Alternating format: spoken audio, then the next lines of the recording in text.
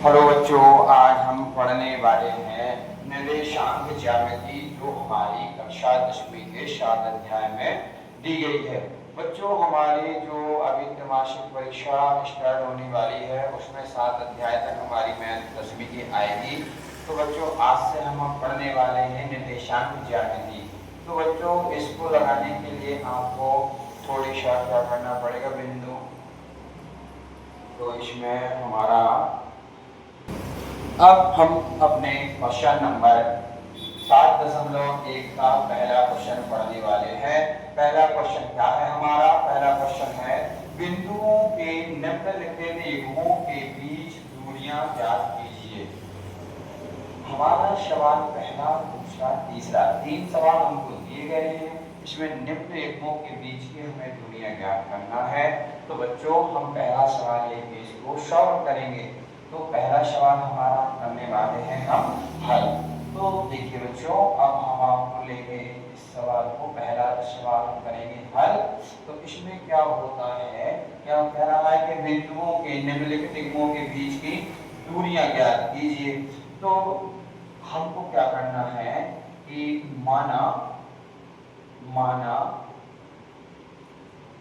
बिंदुओं के बीच की माना बिंदुओं के बीच के युग्म, माना बिंदुओं के बीच के युग्म, एक युग्म हमको देखो, ये 2 युग्म दिए गए हैं। माना बिंदुओं के बीच के युग्म, एक को हम p मान लेंगे जिसमें ये संख्या है, और दूसरा युग्म हमने क्या माना बच्चों? q माना, इसमें हमने ये वाली संख्या रख दी है। तो देखिए हमने क्या किया है इसमें कि जो कहा गया था कि बिंदुओं के निम्नलिखित युग्मों के बीच की दूरियां ज्ञात कीजिए। तो हमने पहला सवाल लिखा माना बिंदुओं के युग्म, एक हमने p माना, एक हमने क्या मान दिया q। अब बच्चों क्यों माना? ये इसलिए माना क्योंकि देखिए इसमें अपन रेखा फिर प्रदर्शित करते हैं। ये अपनी फर्स्ट प्रारंभिक बिंदु है, ये हमारी अंतिम बिंदु है, इनके बीच की दूरियां ज्ञात करना है।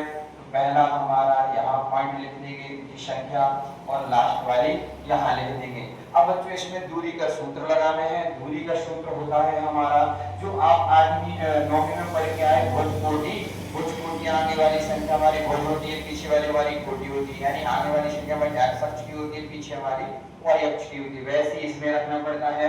ये हमारा x1, ठीक है, ये हमारा x1 हो गया, ये हमारा क्या होगा x1, और ये हमारा होगा y1, ये हमारा होगा x2, और ये हमारा होगा y2। तो बच्चों देखिए इनका आगे की संख्या है x1, इसकी आगे की संख्या है x2, ये आगे की संख्या है y1, ये हमारी पीछे की संख्या है y2। तो हमको क्या करना है, इन संख्याओं को इस संख्या रेखा पर प्रदर्शित करना है। तो बच्चों अब हमको क्या करना है, इन संख्या रेखाओं पर हमने ये संख्या प्रदर्शित कर दी, पहली p बिंदु पे, दूसरा हमने q बिंदु पे। अब हमको इसमें क्या करना है, चूंकि हमको दूरी का सूत्र से इसको हल करना है। तो दूरी का सूत्र हमारा होता है, पहले हमने ये पॉइंट बिंदु रख दिए p और q। हमारे दूरी का सूत्र होता है बच्चों x2 माइनस x1 का square plus y2 minus y1 का स्क्वायर। अब इसमें हमको मान को इस समीकरण में रख देना है, जो हमारी दूरी का सूत्र कहलाता है। तो हमको दूरी के सूत्र में मान रखना है। अब देखो बच्चों, इसमें x2 का मान क्या दिख रहा है आपको? 4 दिख रहा है। अब क्या है, ये माइनस है। x1 का मान क्या है हमारा? 2 है, और इस पे स्क्वायर है तो इसके मान पे भी स्क्वायर चढ़ा लेंगे। अब जो हमारा प्लस है, प्लस लगाएंगे। अब y2 दिख रहा है आपको, y2 कितना दिख रहा है? 1 दिख रहा है, माइनस लगाया। y1 कितना है हमारा? 3 है, तो 3 किया अपन ने, स्क्वायर है, स्क्वायर कर दिया। अब बच्चों इसमें क्या करना है, इसको आगे सॉल्व करना है। अब देखो 4 में से हमारा 2 गया, कितना बचा? 2 बचा, स्क्वायर है, स्क्वायर लगाया। -3 में से +1 गया तो माइनस कितना बचा हमारा? 2 बचा। अब इसमें आगे और सॉल्व करना है हमको। 2 गुणे 2 करेंगे कितना आएगा हमारा? 4 आएगा। यहाँ -2 गुणा -2, अरे बच्चों ऐसा -2 गुणा -2 करें, माइनस माइनस हमारा क्या हो जाएगा? प्लस होगा, 2 दूनी 4, क्या होगा हमारा? 4 होगा।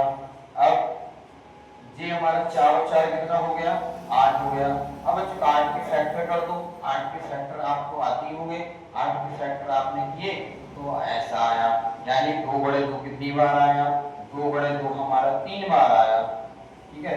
2 बड़े 2 हमारा कितनी बार आया, 3 बार आया। बच्चों आपको दिख रहा है उसमें कि नहीं दिख रहा है?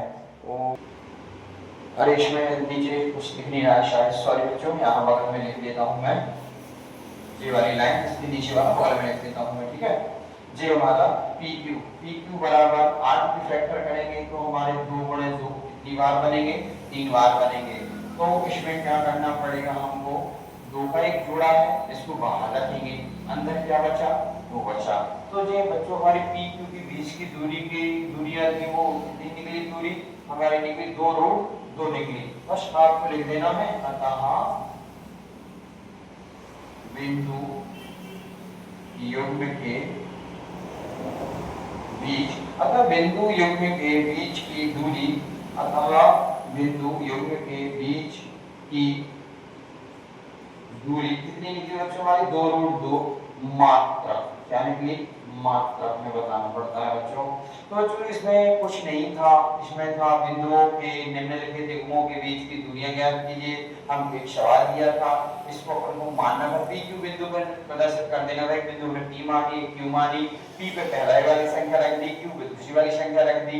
अब इसको x1 y1 x2 y2 रख दिया, ये हमारा दूरी का सूत्र है। अब इसमें x2 की जगह x2 का मान रखा, y1 x1 की जगह x1 का, y2 की जगह y1 का, और ये y2 की जगह y2 का, y1 की जगह y1 का, और इसको सॉल्व कर दिया तो हमारी दूरी निकल आई। तो बच्चों ये आपको समझ में आया होगा। अगर आप ऐसे ही समझना चाहें तो वीडियो को फॉलो करें, शेयर करें, सब्सक्राइब करें, लाइक करें।